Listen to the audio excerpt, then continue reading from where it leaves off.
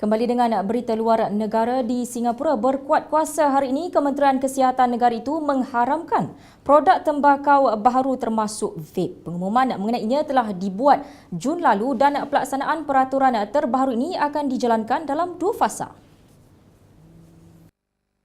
Kementerian itu memaklumkan produk yang terlibat dalam fasa pertama termasuk rokok dan rokok tidak berasap, sebarang produk nikotin atau tembakau yang boleh ditanam.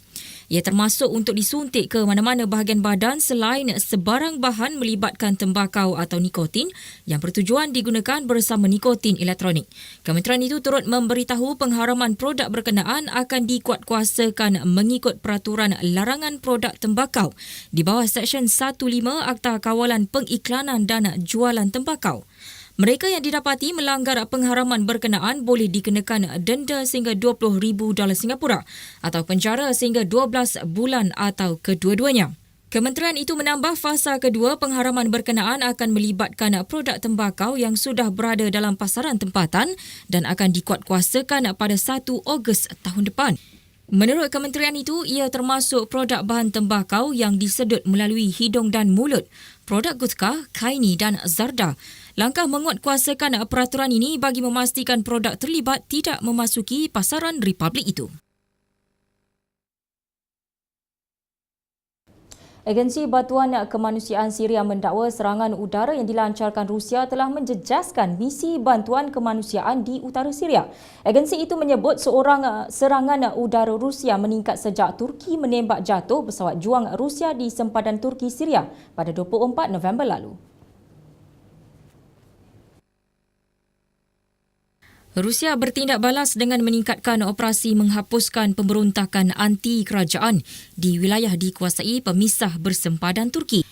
Antara sasaran yang dibedil adalah lintasan sempadan dan lebuh raya yang digunakan untuk menyampaikan bantuan kemanusiaan dari Turki, memaksa banyak agensi bantuan menghentikan atau mengurangkan operasi bantuan.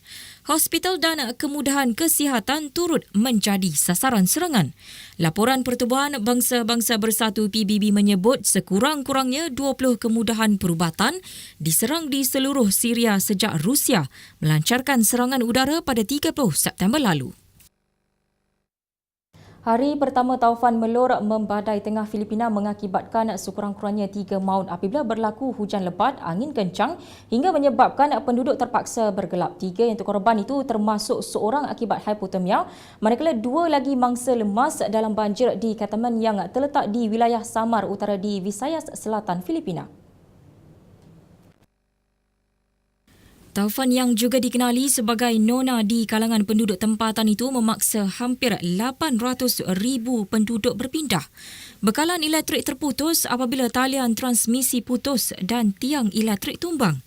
Ribut dengan angin selaju 140 km sejam itu berada kira-kira 40 km ke utara timur laut Pulau Romblon awal hari ini bergerak ke barat dan semakin lemah. Agensi Kaji Cuaca Filipina AccuWeather menjangka Melor akan menyeberangi bahagian tengah negara itu pada tengah hari ini dan ia akan terus menyasarkan selatan Luzon hingga Mindoro. Sementara itu, Pengarah Eksekutif Majlis Pengurusan dan Pengurangan Risiko Bencana Kebangsaan, Alexander Palmer berkata hampir 800,000 penduduk dipindahkan ke kawasan perlindungan.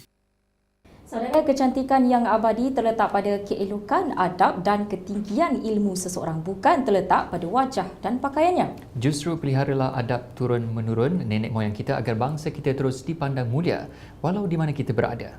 Sekian paparan fokus hari ini 15 Disember 2015. Semoga bertemu lagi esok dengan paparan lebih menarik, tepat dan terkini. Saya Deti Zaidi. Dan saya Naim Hashim. Assalamualaikum, sejahtera Malaysia.